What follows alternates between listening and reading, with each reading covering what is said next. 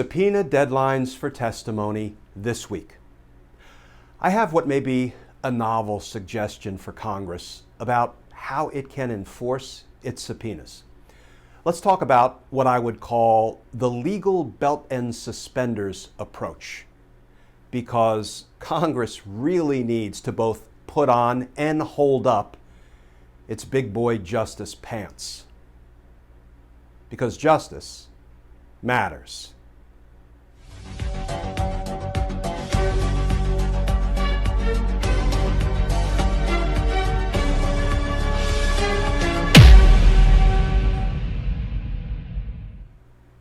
Hey all, Glenn Kirshner here.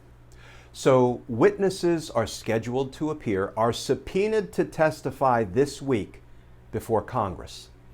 And I have what might be a novel suggestion about how Congress can best go about enforcing its subpoenas. But first, let's look at today's reporting on this topic.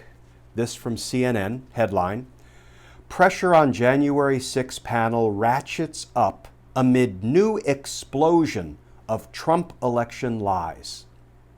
And that article reads in part, "It's hardly a shock that members of Trump's orbit are seeking to evade accountability and the rule of law.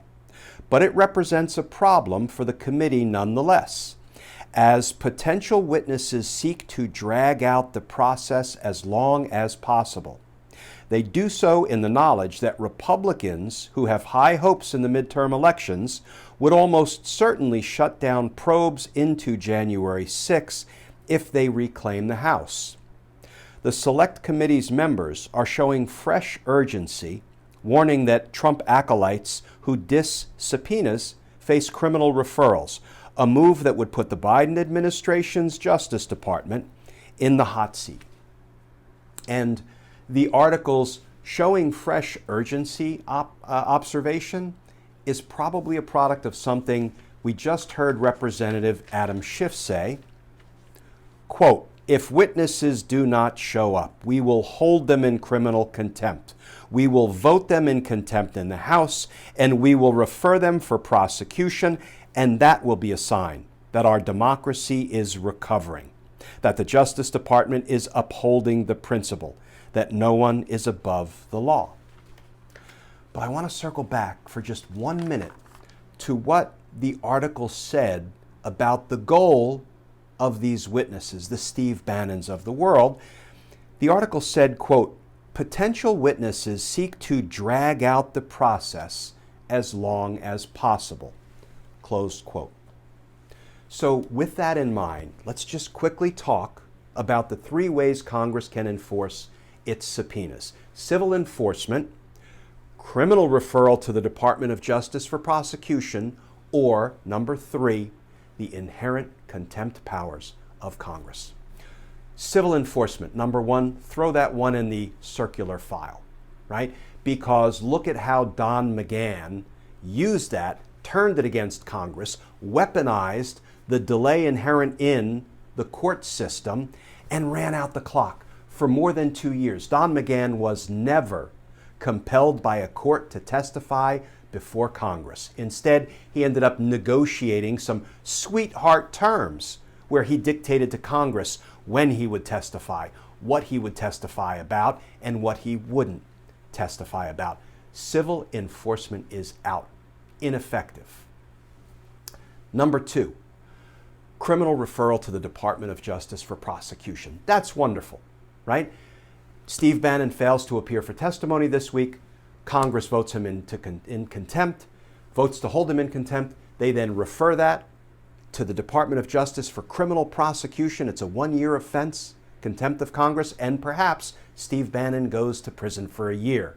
Now, that would be wonderful. It would be great for Steve Bannon to be held accountable for just one crime he committed, right, for which he wouldn't be pardoned.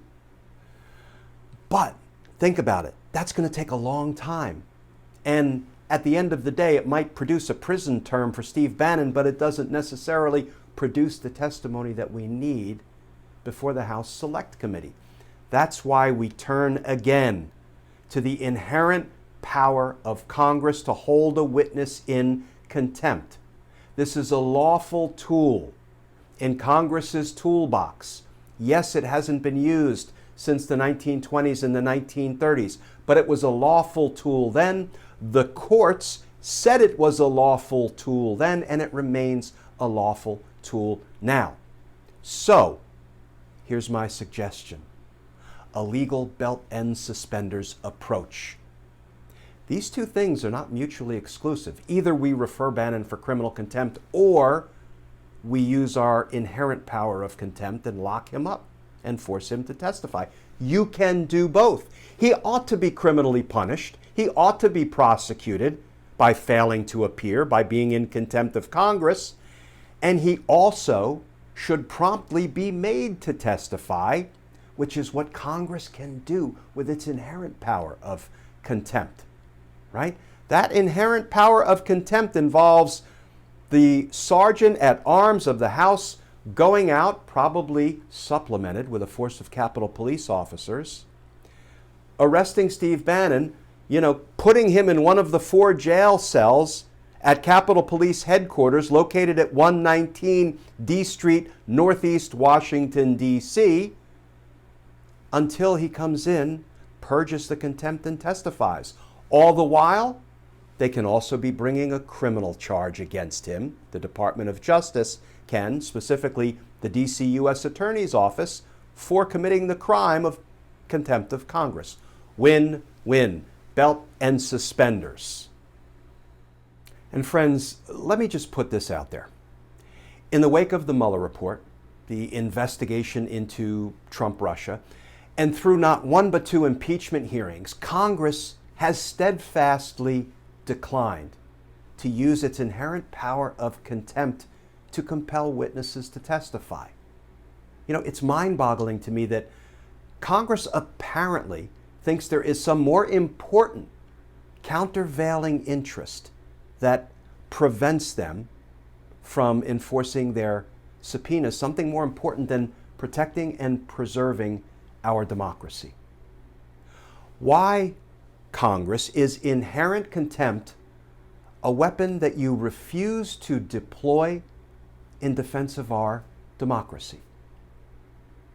So as far as Steve Bannon goes, yes, vote him in contempt when he refuses to appear for testimony this week, and refer him to the Department of Justice for criminal prosecution. Let DOJ convict him and put him in prison for a year.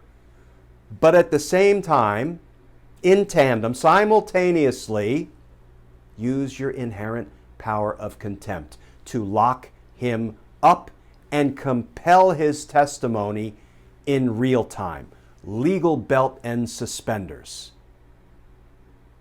Because justice matters. As always, friends, thank you for watching these daily Justice Matters videos. You can also find them in podcast form, audio only.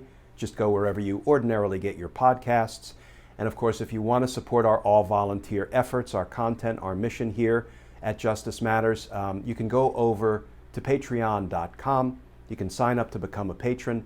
And if you do, I will send you some Team Justice stickers and a personal handwritten note of thanks. And a great big thank you to all of our Team Justice friends who have joined us over on Patreon.